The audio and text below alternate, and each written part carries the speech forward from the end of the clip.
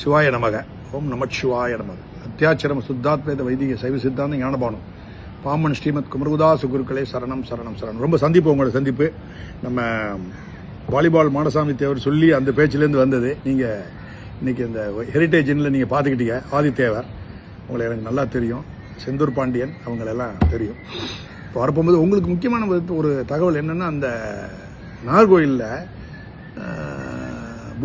பூதப்பாண்டின்னு ஒரு வடம் இருக்கும். அது ரொம்ப ரொம்ப ரொம்ப ரொம்ப முக்கியமானது. அங்கே இருக்கக்கூடிய எல்லா மரபர்களும் அந்த பூதப்பாண்டிக்கு ரொம்ப நெருங்கின உறவியர்கள் பெரிய வரலாற்றில் சுமந்துக்கிட்டு இருக்கு.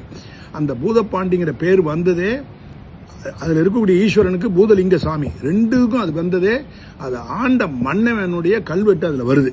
அந்த கல்வெட்டு வரப்போகும்போது ஸ்ரீ மரவனார் பூதப்பாண்டிய தேவர் அப்படிங்கிற கல்வெட்டில் எழுதிருக்கு. அவர் தான் அந்த குடவரை கொலை செய்கிறார். இது எப்படின்னா, அதே கிட்டத்தட்ட 300லேருந்து 400, தவறுனா 400லேருந்து 500 அது வருடம் இயேசு கிறிஸ்து பிறந்ததுக்கு பிறகு அப்போ கட்டப்பட்ட ஒரு குடவரை கோயில். அப்போ மலையவே எக்ஸ்கவேட் பண்ணி எடுத்த கோயில் அது. அந்த கோயில் எக்ஸ்பேண்ட் பண்ணுறது அவருடைய மகன்.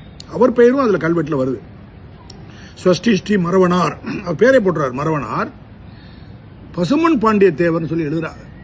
இது அந்த கோயிலில் இருக்கிற ஈவோக்கும் யாருக்கும் தெரியல, ஜாயின்ட் கமிஷனருக்கு தெரியல, லோக்கல்ல இருக்கிறவங்களுக்கு ஊர்க்காரங்களுக்கும் தெரியல. எப்படி இந்த பேர் வந்தது அப்படிங்கிறது அவங்களுக்கு தெரியல.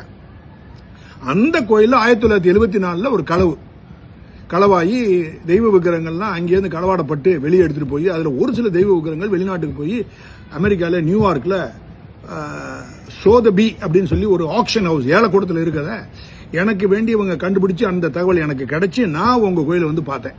அங்கே பார்க்க போகும்போது என்னால் இறைவனை பார்க்க முடியல, மற்ற எல்லாத்தையும் எடுத்துகிட்டு வந்தேன். எனக்கு காரணம் 12 மணிக்கு மேலே வந்ததுனால கோயிலை திறக்கக்கூடாதுன்னு சொல்லிட்டேன். அது இருக்கட்டும். அப்படி போகும்போது எனக்கு நல்லா ஞாபகம் வந்தது, வள்ளியூர் ஞாபகம் வந்து. வள்ளியூரில் அவர் வாலிபால் மாடசாமி தேவருடைய வகைரா அவளை பிறந்தார் ரகுபதி தேவர் இருக்கார். அவரை நானும் அவனும் ஒன்றா படித்தோம். அதன் மூலமாக தான் நீங்கள் அவருக்கு பங்காளிகள்னு சொன்னீங்க. எனக்கு பழக்கம், ரொம்ப மகிழ்ச்சி. அதில் ரொம்ப பாரம்பரியமான ஒரு சமுதாயம். நீங்கள் வாழ்ந்த இடம் 10ல் 9 இடம் தண்ணிக்குள்ளே போயிடுச்சு. அதே மாதிரி உங்களுடைய வகையராவும் 10ல் 9 பேர் உள்ள இருக்காங்க, டிசப்பியர் ஆயிட்டாங்க. ஸோ பெரிய வகையரால பாண்டியன் அப்படி சொல்ல போனால் பாண்டிய தேசத்தில் பாண்டியமார்க அப்படின்னாவே ஒரே ஒரு வகுப்பு தான். அதுவும் ஆள் மறவர்கள் கிடையாது. அதில் கொண்டையங்கோட்டை மறவர்கள் நீங்கள்.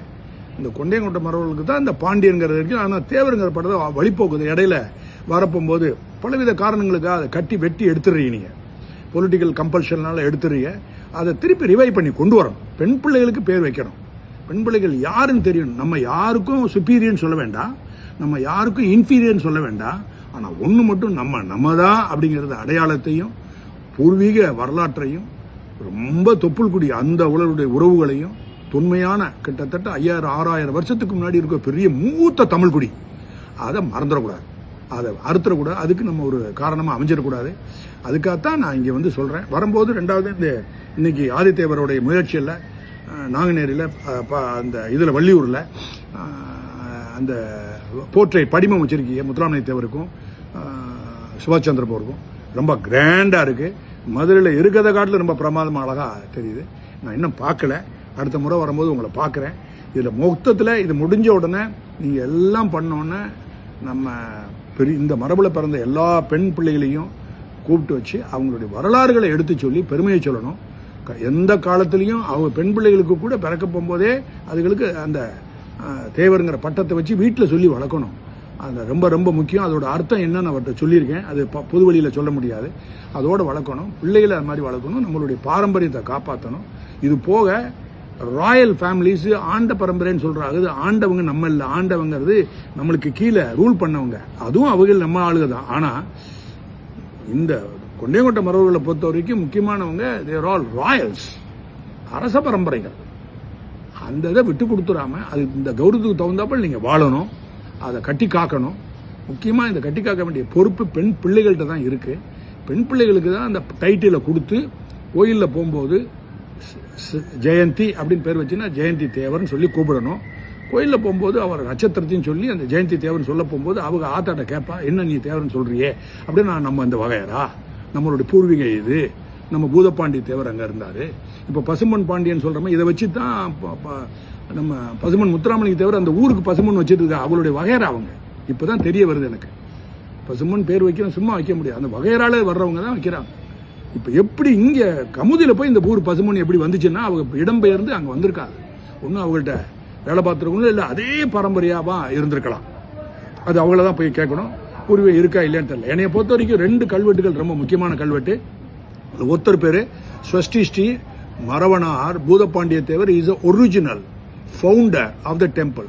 அவர் ஃபவுண்டரோட நேம்லயே ஈஸ்வரனுக்கு பேரு அப்படின்னா பூதலிங்க சுவாமி. அதுக்கு அடுத்தது ஊர் பேர் பூதப்பாண்டி. அவருடைய மகன் அவர் தான் இந்த குடவர கோயிலை வெளியில இழுத்துட்டு கொண்டு வர்றார், எக்ஸ்டென்ஷன் பண்றார். அவருக்கு பேரு ஸ்வஸ்டி ஸ்ரீ மரவனார் பசும்பொன் பாண்டிய தேவர். இந்த பசும்பொன்ல தான் இதை வந்தது பார்த்தா எனக்கு தூக்கி வாரி போடுச்சு. இதனாலதான் இந்த வகையறால இங்கெல்லாம் வந்திருக்காங்கன்றாங்க. பூர்வீக இவங்களுக்கெல்லாம் எல்லாம் போன கொடுங்கோன் பாண்டிய தேவர்னு சொல்ல அவர் கொடூரமான ஆளு. கொடூரம்னா இதுல வீரத்துல இவர் தான் சைவம் அழிஞ்சி மண்ணோட மண்ணாட போய் இருந்தது. மண்ணோட மண்ணா டிசப்பியர் ஆன சைவத்தை சமணர்களை அடிச்சு தூக்கி போட்டு, ஜைனம் சமணர மதத்தை அடிச்சு தூக்கி போட்டுட்டு அவளை துவம்சம் பண்ணிட்டு திருப்பியும் சைவத்தை கொண்டு வந்து பிராமணர்கள் மூலமா அவங்கள உட்கார வச்சு இன்னைக்கு வரைக்கும் வளர்ந்து தேவாரம் திருவாசகம் இந்த பாடல்கள் பதிகங்கள் மூலமாக இன்னைக்கும் சைவ தலை தோங்குதுன்னா ரொம்ப ரொம்ப முக்கியம். அந்த குடும்பம் ரொம்ப ரொம்ப முக்கியம். இந்த வகையறா ரொம்ப ரொம்ப முக்கியம். ராயல், இவங்கெல்லாம் ராயல்ங்கிறத மறந்துடக்கூடாது, ஆண்ட பரம்பரை மறந்துடக்கூடாது. அதனால இன்னொரு வார்த்தை உங்களுக்கு ஒன்று பிடிக்காததை சொல்றேன். இந்த ரிசர்வேஷன்ல போய் ரொம்ப ஓவரா நம்ம நிற்கக்கூடாது. ரிசர்வேஷன் ஒன்றும் இல்லாம பாதிக்கப்பட்டவங்க அவங்களுக்கு ஒதுக்கப்பட்ட ராயல் ஃபேமிலிஸ் ரிசர்வேஷன் கேட்கக்கூடாது. அப்படி கொடுத்தாங்கன்னா அவங்க மூஞ்சில தூக்கி எரியணும். அதுதான் ராயல் ஃபேமிலி. அதை பத்தி இன்னொரு நாளைக்கு பேசுறேன். வணக்கம், நமஸ்காரம், வணக்கம், வணக்கம், வணக்கம்.